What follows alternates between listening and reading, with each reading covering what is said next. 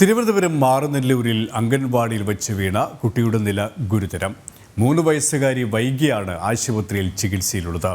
വൈകിയുടെ തലയോട്ടിക്കും നട്ടലിനും പരിക്കുണ്ട്. കുട്ടി വീണ വിവരം അംഗൻവാടി ടീച്ചർ അറിയിച്ചിരുന്നില്ല എന്നാണ് കുടുംബത്തിന്റെ ആരോപണം.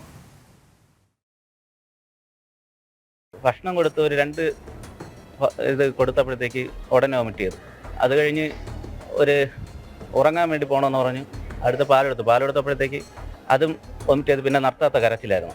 അത് കഴിഞ്ഞ് ഒരു 4 മണിയൊക്കെ ആയപ്പോഴത്തേക്കാണ് ഈ സംഭവങ്ങളെല്ലാം. പിന്നെ മോനാണ് പറഞ്ഞ മാള് വീഴുന്നെന്ന് ആ ഒരു സംഭവം. അങ്ങനെ ടീച്ചറിനെ വിളിച്ച് ചോദിക്കുമ്പോൾ പറഞ്ഞു 12:30-ക്ക് വീഴുന്നു, പറയാൻ മറന്നു എന്ന് പറഞ്ഞു. ഞാൻ 2:45-ന് പോയിട്ട് അപ്പോഴുപോലും പറഞ്ഞില്ല. 12:30-ക്ക് വീഴുന്ന ആള് 4:30 നമ്മൾ അങ്ങോട്ട് തിരിച്ച് വിളിച്ചപ്പോഴത്തേക്കാണ് പറയാൻ മറന്നു.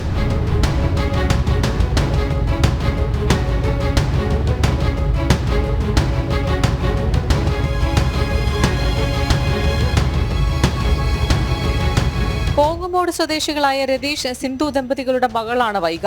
കഴിഞ്ഞ വ്യാഴാഴ്ചയാണ് സംഭവം.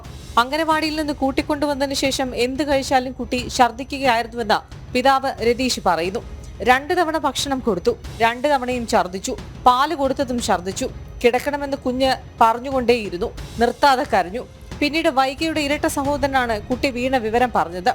നോക്കിയപ്പോൾ വൈഗയുടെ തല മുഴച്ചിരിക്കുന്നത് കണ്ടു. ഏകദേശം പകൽ 12:30-ക്ക് നടന്ന സംഭവമാണ്. പക്ഷെ ടീച്ചർ അറിയിച്ചില്ല. വിളിച്ചു ചോദിച്ചപ്പോൾ മറന്നുപോയെന്നായിരുന്നു അംഗനവാടി ടീച്ചറുടെ മറുപടി.